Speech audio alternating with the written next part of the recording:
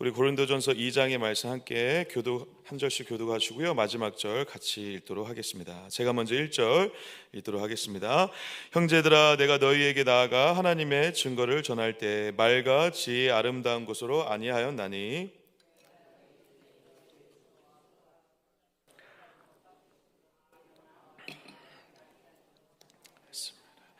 내가 너희 가운데 거할 때 약하고 두려워하고 심히 떨었노라. 말과 그의 전도함이 설득력 있는 지혜의 말로 하지 아니하고 다만 성령의 나타나신가 능력으로 하여 너희 믿음이 사람의 지혜에 있지 아니하고 다만 하나님의 능력에 있게 하려 하였느니 우리가 온전한 자들 중에서는 지혜로 말하노니 이는 이 세상의 지혜가 아니요 또 이 세상에서 없어질 통치자들의 지혜도 아니요 오직 은밀한 가운데 있는 하나님의 지혜를 말하는 것으로서 곧 감추어졌던 것인데 하나님이 우리의 영광을 위하여 만세전에 미리 정하신 것이라. 세대의 통치자들이 한 사람도 알지 못하였나니 만일 알았더라면 영광의 주를 십자가에 못 박지 아니하였으리라. 기록된 바 하나님이 자기를 사랑하는 자들을 위하여 예비하신 모든 것은 눈으로 보지 못하고 귀로 듣지 못하고 사람의 마음으로 생각하지도 못하였과 같으니라. 하나님이 성령으로 이것을 우리에게 보이셨으니 성령은 모든 것 곧 하나님의 깊은 것까지도 통달하시느니라. 사람의 일을 사람의 속에 있는 영 외에 누가 알리요 이와 같이 하나님의 일도 하나님의 영 외에는 아무도 알지 못하느니라. 영을 받지 아니하고 오직 하나님으로부터 온 영을 받았으니 이는 우리로 하여금 하나님께서 우리에게 은혜로 주신 것들을 알게 하려 하심이라. 우리가 이것을 말하거니와 사람의 지혜가 가르친 말로 아니하고 오직 성령께서 가르치신 것으로 하니 영적인 일은 영적인 것으로 분별하느니라. 한 사람은 하나님의 성령의 일들을 받지 아니하나니 이는 그것들이 그에게는 어리석게 보이며 또 그는 그것들을 알 수도 없나니 그러한 일은 영적으로 분별되기 때문이라. 신령한 자는 모든 것을 판단하나 자기는 아무에게도 판단을 받지 아니하느니라. 같이요. 누가 주의 마음을 알아서 주를 가르치겠느냐. 그러나 우리가 그리스도의 마음을 가졌느니라. 아멘, 아멘. 할렐루야. 또 이 새벽에 주의 전으로 달려나와 엎드리신 여러분 한 분 한 분의 그런 마음 가운데 주님께서 가득 채워주시는 놀라운 역사가 충만한 새벽이 되어서 오늘도 주님이 주시는 위로와 평강의 힘으로 살아가는 복된 날 되시기를 주의 이름으로 간절히 축복합니다. 우리 고린도전서 2장의 말씀 나누게 될 텐데요. 우리 고린도전서는 총 16장으로 꽤 긴 서신서로 알려져 있습니다. 어제 김동현 목사님과 함께 또 고린도전서를 시작하시면서 이렇게 살펴보셨겠지만 고린도전서는 실제로 고린도에 있는 성도들에게 전하는 편지인데요. 이 고린도라는 교회에 왜 편지를 쓰려고 했을까라는 부분을 우리가 한번 먼저 좀 생각해 볼 필요가 있습니다. 왜냐하면 고린도 교회의 특성상 여러 가지 많은 일들이 있었는데 열심도 있었죠. 그리고 고린도에 실제로 그 교회들이 잘 세워져서 많은 사람들을 전도하고 교회가 부흥하기도 했습니다. 그런데 꼭 교회가 커지면 문제가 생기는 건 아니지만 공교롭게 부흥이 되고 사람들이 많아지는 것만큼 분열의 역사가 일어났다라는 것입니다. 내일 또 본문에서 살펴보겠지만 바울파, 베드로파 이렇게 파들이 분열되기도 하고 그 교회 내에 수많은 보이지 않는 영적인 문제들과 갈등들이 많이 생기게 되었다는 것입니다. 그러한 소식을 듣고 바울이 그 편지를 통해 그러한 문제들에 대한 바울의 입장, 그리고 신학적이고 그리고 신앙적인 그리고 성도들의 삶 가운데 필요한 어떠한 영적인 방향들을 제시하기 위해서 고린도 전서를 썼다라고 이해를 하시면 좋을 것 같습니다. 근데 여러분 고린도 전서를 읽으시면서 느끼시겠지만 그때 당시에 교회에 썼던 편지이지만 지금 우리가 이 시대에 우리 교회에서 교회 내에서 그리고 우리가 신앙을 갖고 살아가는 그리스도인들에게 필요한 어떠한 살아가는데 겪을 수 있는 그런 신앙의 문제들과 밀접한 관련이 있는 일들이 실제로 여기 고린도 전서에도 많이 등장을 합니다. 그래서 여러분, 이 고린도전서를 읽으시면서 우리가 성도들의 관계 가운데, 그리고 우리 교회 자체의 어떤 문제들, 그리고 예배를 바라보는 어떠한 관점들, 그리고 교회 내 우리 교단 내에서도 이렇게 파가 이렇게 분열되지 않습니까? 그리고 교단이 여러 가지 나눠지기도 하는데, 그런 것들에 대한 어떤 인식들에 대해서 한번 이 고린도전서를 읽으면서 우리의 생각을 좀 정리해 볼 수 있는, 그리고 우리의 신앙의 어떠한 문제들을 어떻게 접근할 수 있는지에 대해서 이 고린도전서가 굉장히 중요한 지혜들을 우리에게 준다라고 생각될 수 있습니다. 그러한 마음으로 같이 한번 살펴보시면 좋을 것 같은데요. 지금 고린도에는 특히 많은 문제들을 다루면서 1장부터 16장까지 총 7가지 문제를 대략적으로 다루고 있습니다. 그러니까 7가지의 문제가 무엇인지를 한번 기억하시면서 읽으시면 좋을 것 같아서 제가 약간 먼저 힌트를 좀 드리자면, 1장부터 4장까지는 교회의 어떤 여러 가지 분열의 문제를 어떻게 해결했는지에 대한 어떤 관점을 가지고 얘기하고 있습니다. 1장부터 4장까지는 교회의 어떤 여러 가지 분열의 문제를 다루고 있다라고 이해하시면 좋을 것 같고, 그러고 나서 5장과 6장은 교회 내에서 특히 도덕적인 문제들이 등장했습니다. 여러 가지 성적인 문제들, 여러 가지 문제들이 등장했는데, 그러한 문제들을 어떻게 접근해야 될지에 대한 지혜를 바울이 나누고 있습니다. 그리고 나서 세 번째 문제로 접근하고 있는 것은 7장에 나와 있는데, 교회 생활 중에서 특히 신앙인들이, 그리스도인들이 결혼 생활에 대해서 여러 가지 문제들이 있었는데, 교회 생활에 대한 어떤 중요성, 그리스도인으로서 결혼 생활을 어떻게 해야 되는지에 대한 가정생활, 교회 결혼 생활에 대한 내용들을 중점적으로 다루고 있습니다. 그러고 나서 이제 8장부터 11장까지 꽤 긴 장을 할애를 해서, 여러분 8, 9, 10, 11 4장에 걸쳐서 무려 그 우상에게 바치는 먹는 것들에 대한 문제를 지금 다루고 있습니다. 그러니까 여러분, 로마서에도 그런 비슷한 문제들이 좀 있긴 있었는데, 여기에서 조금 더 구체적이고 깊게 그러한 문제들을 그리스도인의 자유라는 주제 가운데, 그리스도인으로의 자유가 분명히 있지만 그 자유를 어떻게 실제로 신앙생활할 때는 활용하고 적용해야 되는지, 자유가 있으니까 내 마음대로 해야 된다? 그런 게 아니죠. 그러한 관점에서 그런 문제들을, 우상의 문제들, 우상 숭배에 사용되었던 음식을 다루는 문제들에 대해서 이야기하고 있습니다. 그리고 11장과 14장까지에서는 5번째 문제였는데, 교회 예배, 교회에서 예배를 드리는 방식과 순서, 그런 것들에 대해서 여러 가지 혼란이 좀 있었거든요. 근데 이거는 사실 지금 현대 교회에서도 많이 등장하는 문제 중에 하나이기도 하죠. 교회 순서, 예배 순서가 어떤 게 맞냐, 어떤 게 더 의미 있냐, 그리고 어떻게 하는 것이 더 맞는 것이냐에 대한 논쟁들이 많이 있는데, 그때 당시에도 그러한 교회 예배에 대한 문제들이 많이 있었던 것으로 보입니다. 그래서 11장부터 14장까지는 교회의 예배에 대한 혼란의 문제를 다루고 있습니다. 그리고 나서 이제 15장에서는 부활의 문제를, 부활에 대한 논쟁이 그 당시에 굉장히 심각했는데, 특별히 영지주의자들 중심으로 해서 이 부활의 몸, 어떠한 육체에 대해서 무시하고 영혼만 강조했던 그들의 입장과 그들의 내용을 받아들였던 그리스도인들의 내부에 그러한 입장들에 현혹되어서 여러 가지 불필요한 논쟁들이 발생했었습니다. 그래서 죽은 자들의 부활의 문제를 부인했던 여러 가지 상황들과 사람들을 대상으로 해서 그 부활의 문제를 함께 다루고 있습니다. 15장에서. 그리고 마지막으로 16장에서는 가난한 신자들을 위해서 헌금을 어떻게 해야 되는지에 대한 헌금 문제를 마지막 16장에서 다루고 이제 인사를 하면서 마무리하고 있습니다.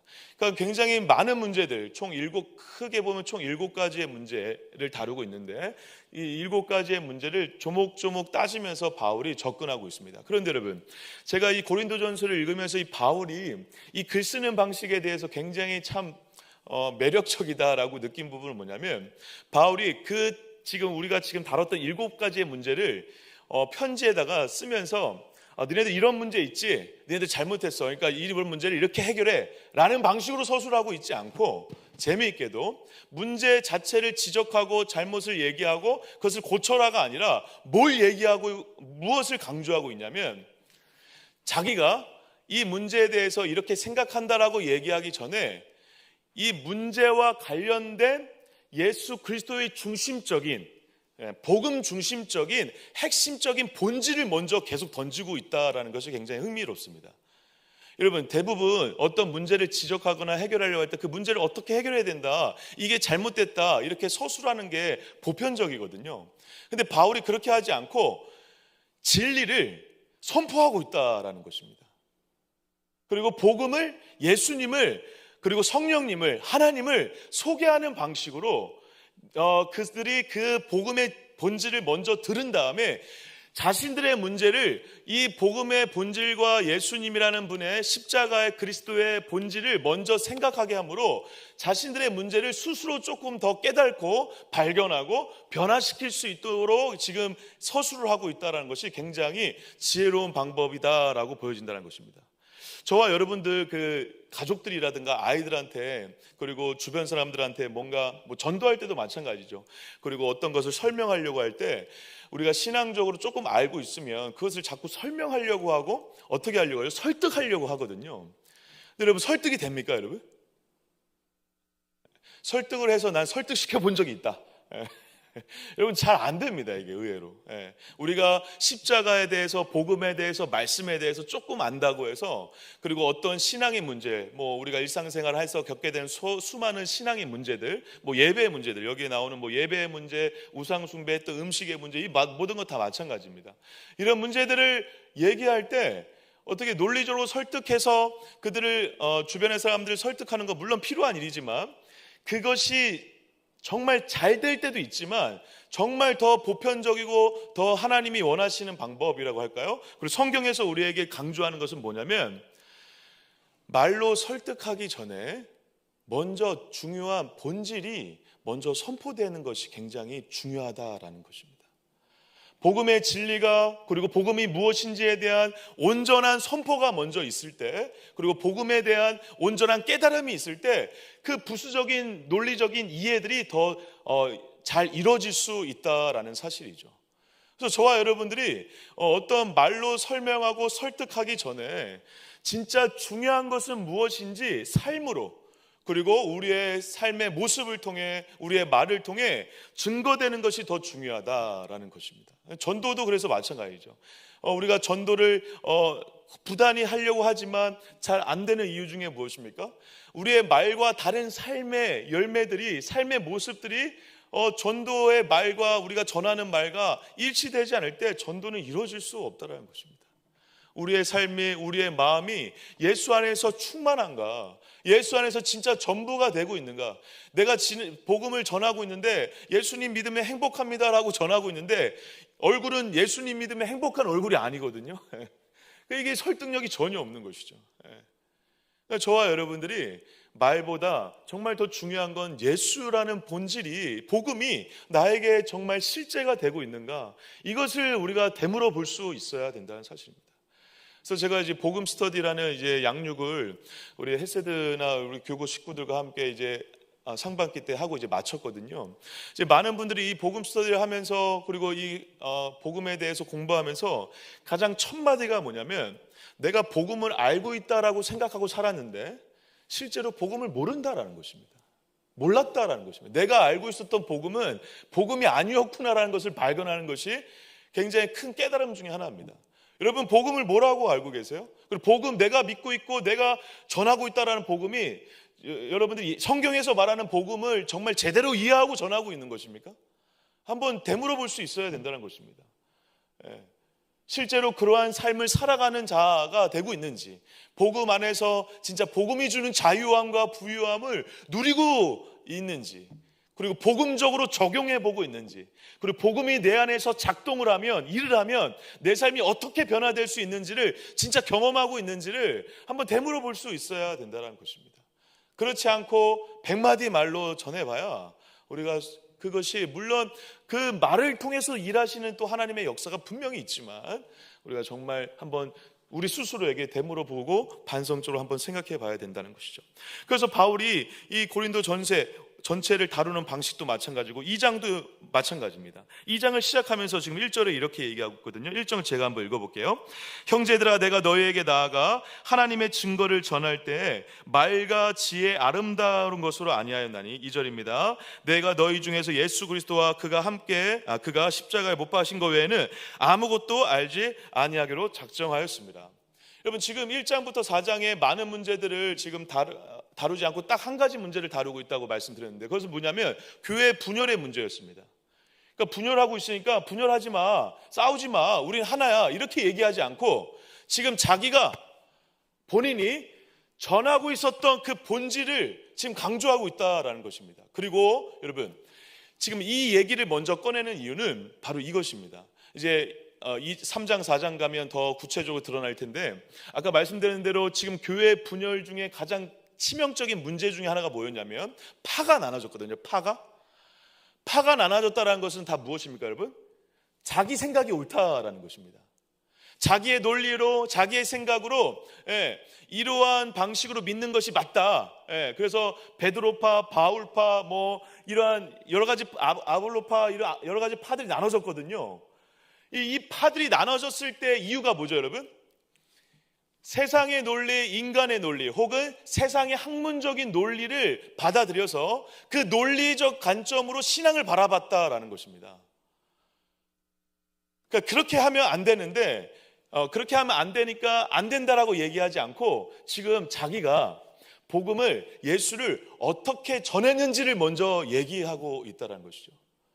그 어떻게 했다라는 것이면 복음을 어떻게 전하고 있다? 자기가 그 학문적인 논리와 진리로, 그리고 학문적인 여러 가지 지식으로, 지혜로 전하지 않고 있고, 그것을 작정하기로, 복음만을 전하기로 작정하고 이것만을 순수하게 전하려고 했다라고 하는 자신의 마음의 중심을 얘기함으로 인해서 지금 분열되고 있는 그들에게 지금 정말 중요한 건 파가 나눠지고 너네들의 논리로 얘기하는 것이 아니라 예수 안에서 진짜 우리가 복음만을, 예수만을 붙잡아야 되는 것을 역설적으로 얘기하고 있다라는 것이죠. 그래서 이렇게 얘기하는 것입니다. 1절에 하나님의 증거를 전할 때 말과 지혜, 아름다운 것으로 하지 않고 뭐만을 전하려고 했다? 예수만을 온전히 전하려고 했다라는 것이죠. 그래서 그것을 조금 더 구체적으로 3절, 4절에서 이렇게 얘기하고 있습니다. 3절, 4절 한번 같이 한번 읽어주실까요? 읽겠습니다. 시작. 내가 너희 가운데 거할 때에 약하고 두려워하고 심히 떨어노라. 내 말과 내 전도함이 설득력 있는 지혜의 말로 하지 아니하고 다만 성령의 나타나심과 능력으로 하여. 아멘. 뭐로 했다고요 여러분? 성령의 나타나심과 능력으로 했다. 너네들이 지금 세상의 학문적 관점에서 파가 자꾸 나눠지고 지금 그러고 있는데, 지금 그게 중요한 게 아니라, 그리고 그것이 지금 전부가 아니라 정말 중요한 것은 무엇이다? 성령의 능력과 지혜로 말하려고 하는 것이 중요하다. 그리고 그것이 전부다 사실. 그래서 우리가 예수님을, 복음을, 성경을 우리가 많은 신학자들이 계속 그 수천 년 동안 지금 연구를 해왔지만 여러분, 그 연구한 자들도 다 공통적으로 하는 말이기도 하지만 결국 이 말씀을, 이 복음을, 진리를 정말 깨닫는 것의 핵심은 무엇이죠 여러분? 세상의 지혜와 논리가 아니라 성령의 깨달음과 은혜가 있어야 된다는 것입니다. 그래서 여러분 이 복음이라는 것도 마찬가지죠. 성경이라는 것도 마찬가지지만 여러분 어느 순간 이게 확 깨달아지고 믿어지거든요.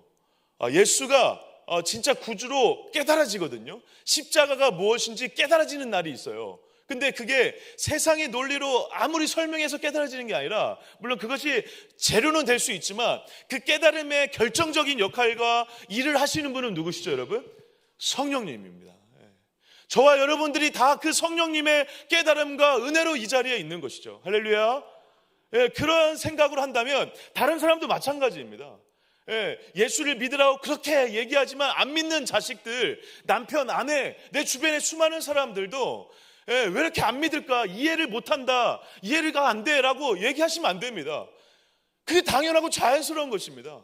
그 안에 성령의 역사와 깨달음의 은혜가 있을 때 그가 십자가가 믿어지는 은혜가 있다라는 것이죠. 그것을 믿고 기다려 주셔야 돼요. 그래서 그것을 믿고, 하나님을 믿고, 그래서 계속 전도하셔야 됩니다. 그러니까 말해도 안 되니까 안 해야지, 이것은 여러분 성령님을 신뢰하지 않는 것입니다. 진짜 예수를 믿고 진짜 성령님의 깨달음으로 내가 예수를 믿었다는 것을 아는 겸손한 자는 더 전할 수밖에 없습니다. 더 성령님의 일하심을 기대할 수밖에 없습니다. 그리고 상대를 믿지 않는 그 자를 더 긍휼하게, 더 불쌍한 마음으로, 더 사랑하는 마음으로 그를 위해서 더 기도해 줄 수밖에 없다라는 것입니다. 사랑하는 동학교회 성도 여러분, 이 아침에, 이 새벽에 무엇보다도 성령님의 말할 수 없는 지혜와 깨달음의 은혜를 구하시는 여러분 되시기를 주의 이름으로 간절히 축복합니다. 그 성령님의 역사와 깨달음만이 우리가 진짜 복음을, 지혜를, 그리고 십자가의 도를 우리 안에 새길 수 있는 그 길을 열어 가실 수 있다라는 사실이죠.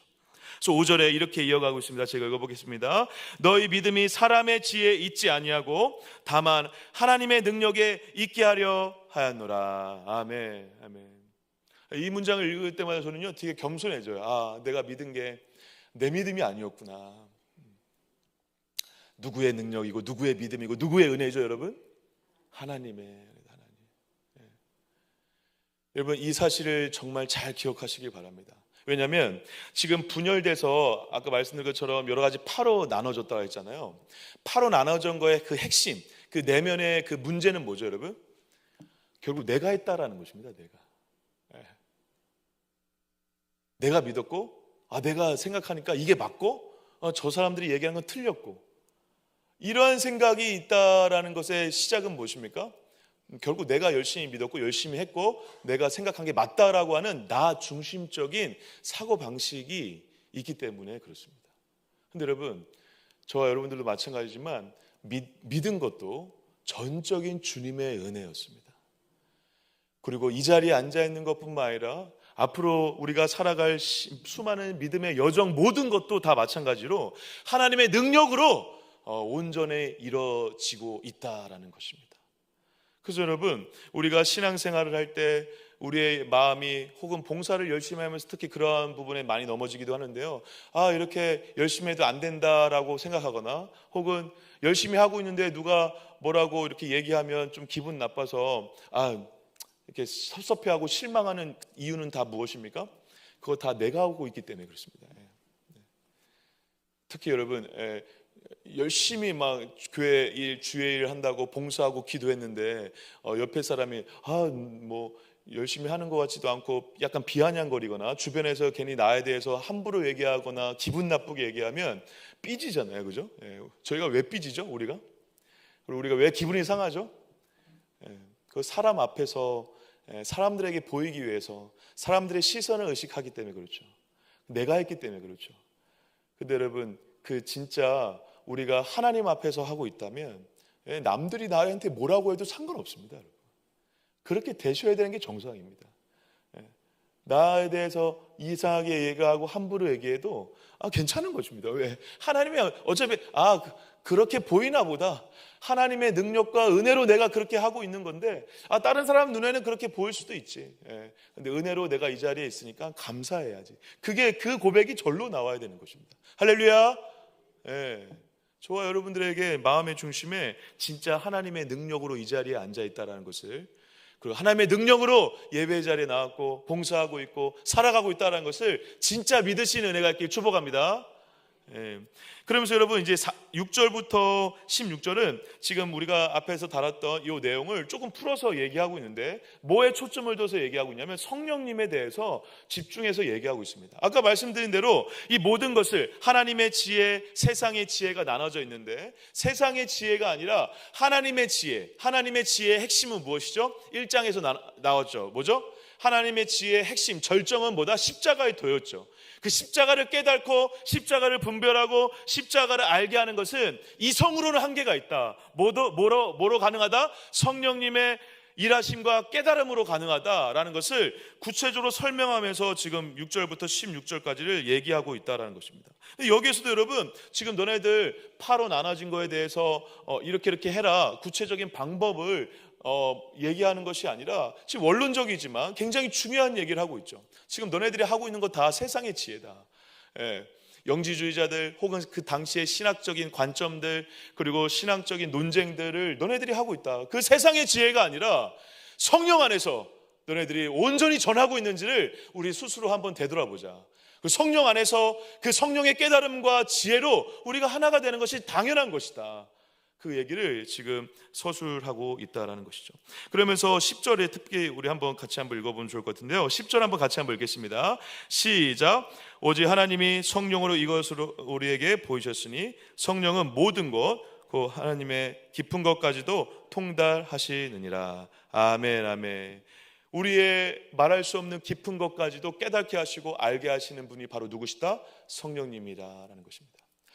제가 이제 얼마 전에 할머니가 좀 편찮으셔서요. 이제 요양원에 계시다가 조금 이제 치매도 심해지시고 의식이 없으셔가지고 그 이제 일반 응급실 비슷한 곳으로 이제 옮겨가지고 거기서 이제 치료를 받고 계시는데 병원비가 이제 꽤 많이 나오더라고요. 우리 고모님들이 고생을 많이 하시는데 저희가 금전적으로는 많은 도움을 못 드리지만 어쨌든 고모들 좀 얼굴 뵙고 인사도 나누고 또 할머니 좀 의식은 별로 없으시지만 그래서 얼굴 뵙고 왔는데요. 이제 요번에 이제 만난 고모 중에 한 분이 이제 막내 저희 그 고모 중에 막내 분이신데 막내 고모부, 그러니까 고모의 남편 대신 고모부가 예수를 이제 믿지 않으셨었거든요. 그리고 이 고모와 논쟁을 하기 위해서 책을 읽으시는 분이셨어요. 그러니까 결혼을 했는데 자기 아내가 예수를 믿는데 이거 내 머리는 저도 이해가 안 된다. 뭐가 맞는지 한번 이겨보리라 라고 하는 마음으로 책을 읽다가 이제 신학 서적까지 읽게 된 것이죠. 그래서 신학 서적을 열심히 수년간 읽으셨어요. 수년간 열심히 읽어서 실제로 논리적으로는 고모를 이겨버렸어요. 압살해버렸어요. 그래서 고모가 무슨 이 교회 나가는 문제, 예배 문제, 뭐 여러 가지 신앙의 문제 딱 걸려서 얘기하면 고모부를 이길 수가 없는 거예요. 그래 고모부를 이길 수 없으니까 당연히 고모부는 설득이 될까 안 될까요? 안 되죠. 교회 나왔을까 안 나왔을까요? 안 나왔죠. 한 20년 가까이 15년 넘게 제가 알기로는 15년 넘게 안 나왔었는데 결혼하고 15년 넘게 안 나왔어요. 그러니까 안 나오고 나서 이제 15년 동안 고모가 얼마나 그 피눈물 흘리는 그런 시간들을 보냈겠습니까? 근데 고모가 이제 나중에 간증하는 것입니다. 그 고모께서 요번에도 이제 그 고모부 얘기가 잠깐 나와가지고 제가 이 얘기를 나누게 됐는데 고모가 이제 그런 얘기를 하시는 거예요. 내가 그렇게 말로 어떻게 좀 이겨보려고 했는데 안 되더라. 그래서 일찍 포기를 했다. 그거는 너무 똑똑한 사람이고 뭐 책을 자기보다 더 많이 읽고 신학 서적까지 막 읽는 사람이니까. 그런데 재미있는 것은 어느 날 하나님께서 이 신학 서적을 읽으면서 성경을 읽으면서 이 사람은 우리 고모부님은 이 성경을 이해하고 그리고 아내를 이기기 위해서 읽었는데 읽다가 하나님을 만나버린 것입니다. 여러분 이것을 우리가 논리적으로 설명할 수 있습니까, 여러분? 특히 어떤 부분에 우리 고모부가 지금 읽다가 어떤 쇼킹 아닌 쇼킹을 받았냐면 아니 읽으면 읽을수록 처음엔 이해가 됐는데 이해가 안 되기 시작했다는 것입니다. 뭐가 이해가 안 됐을까요, 여러분? 다른 세상의 많은 신들하고 너무 다른 거예요. 이렇게 자기 아들을 죽여서 사람을 살린다? 이러한 이런 거에 대해서 오히려 이해가 안 되기 시작했다는 것입니다. 그러면서 그냥 진짜 어느 날 이 수많은 지식들의 어떤 베이스 가운데 성령께서 어떤 부분을 탁 건드신 거죠. 근데 그 십자가의 죽음이 바로 누구를 위한 죽음? 나를 위한 죽음이라는 것을 깨달은 거예요. 그때 고모부가 꼬꾸라졌어요. 그리고 나서 교회를 나오기 시작했습니다. 지금은 교회 생활 너무 즐겁게 열심히 하세요. 그리고 그 열심히 하는 그 열심이 너무 과해서 고모보다 더 열심히 다니세요. 고모는 봉사를 하나 한다 하면 우리 고모부는 봉사를 한 3개인가를 하시더라고요. 막 성가대도 하시고 막 주차 봉사도 하시고. 근데 그러한 열심을 내야 된다라는 것이 아니라 그렇게 된 데에는 정말 우리가 이해할 수 없는 세상의 지혜로는 말할 수 없는 성령님의 말할 수 없는 터치와 일하심과 깨달음이 있었다라는 사실입니다. 여러분 이것을 신뢰하시길 주의 이름으로 간절히 축복합니다. 성령께서 찾아가시면 모든 것을 통달하시고 모든 것을 깨닫게 하신 성령님의 역사로 믿지 않는 자도 믿게 하는 역사를 일으키게 되실 줄 믿습니다. 우리의 마음 가운데도 오늘 답답한 무엇인가가 있다면 여러분, 성령님의 지혜를 구하세요. 성령님의 역사를 구하세요. 할렐루야. 성령님의 일하심을 구하세요. 성령님께서 일하실 것을 믿어보세요. 그러면 성령님께서 여러분들에게 어느 한순간 이상한 방법으로, 이해될 수 없는 방법으로, 이해할 수 없는 하나님의 사람들을 통해서 깨닫게 하시고 인도하시는 은혜를 경험하게 될 줄 믿습니다. 그래서 그 은혜를 통해서 이 고린도 전서를 쓰고 있는 바울의 이 얘기처럼 우리 마음 가운데 십자가의 도가 남의 일이 아니라 우리의 일이 되어지고 나의 일이 되어지고, 그 십자가의 죽음을 통해 복음의 부요함과 복음의 말할 수 없는 배부름이 저와 여러분들의 삶 가운데 가득 넘쳐나는 은혜가 있으시기를 주의 이름으로 간절히 축복합니다. 예수 안에서 오늘도 행복하시길 축복합니다. 예수 안에서 오늘도 부유하시길 축복합니다. 예수 안에서 오늘도 전부를 가진 자답게 살아가시는 은혜가 있으시기를 주의 이름으로 간절히 축복합니다. 오늘도 우리 안에 그 주님이 이미 복음이라는 이름으로, 예수라는 이름으로 함께하고 계시다는 사실을 기억하시고, 오늘 이 말씀 붙잡으시고 성령님의 깨달음심과 지혜를 구하시는 복된 날 되시기를 주의 이름으로 간절히 축복합니다. 기도하겠습니다. 하나님 감사합니다. 오늘 우리의 마음 가운데 오늘도 성령님의 지혜와 깨달음을 구합니다. 하나님, 우리의 마음 가운데 우리의 생각으로 이해되지 않는 어떤 것들, 어떤 사람들을 내 생각, 내 마음, 내 뜻으로 움직이려고 하는 것이 아니라 성령의 뜻과 성령의 깨달음을 구하는 자로 살아갈 수 있도록 은혜를 베풀어 주시옵소서. 그래서 우리 애들의 수많은 문제들과 갈등과 해결되지 않는 인간의 지혜로는, 논리로는 이해되지 않는 그 모든 것들을 주님 안에서, 성령 안에서 같이 나누고 성령 안에서 다시 깨달아가며 성령 안에서 하나가 되어지는 우리 교회와 우리 가정들 되어질 수 있도록 인도하여 주시옵소서. 오늘 말씀 가지고 같이 기도해 주시고, 특별히 우리 환우분들을 위해서 같이 기도해 주시면 좋을 것 같습니다. 문호자 권사님, 김선지 집사님, 변현주 권사님, 김주희 집사님, 최규식 성도님, 박행자 집사님, 박성숙 집사님, 이주영 집사님, 임종숙 집사님, 서양주 집사님, 박태진 안수 집사님까지, 그리고 오늘 특별히 오후 1시 30분에 헤세드의 강하은 집사님이 갑상선암 수술을 받습니다. 우리 강하은 집사님의 이름도 같이 좀 불러주시면서 기도해 주시면 감사하겠습니다. 그래서 오늘 모든 암 투병 중인 분들을 위해서, 우리 환우분들을 위해서, 그리고 교회를 위해서, 특별히 동행 전도 축제와 교회 우리 교회 학교 친구 전도를 위해서 기도해 주시다가 돌아가도록 하겠습니다. 우리 주여 한번 외치고 간절히 기도하겠습니다. 주여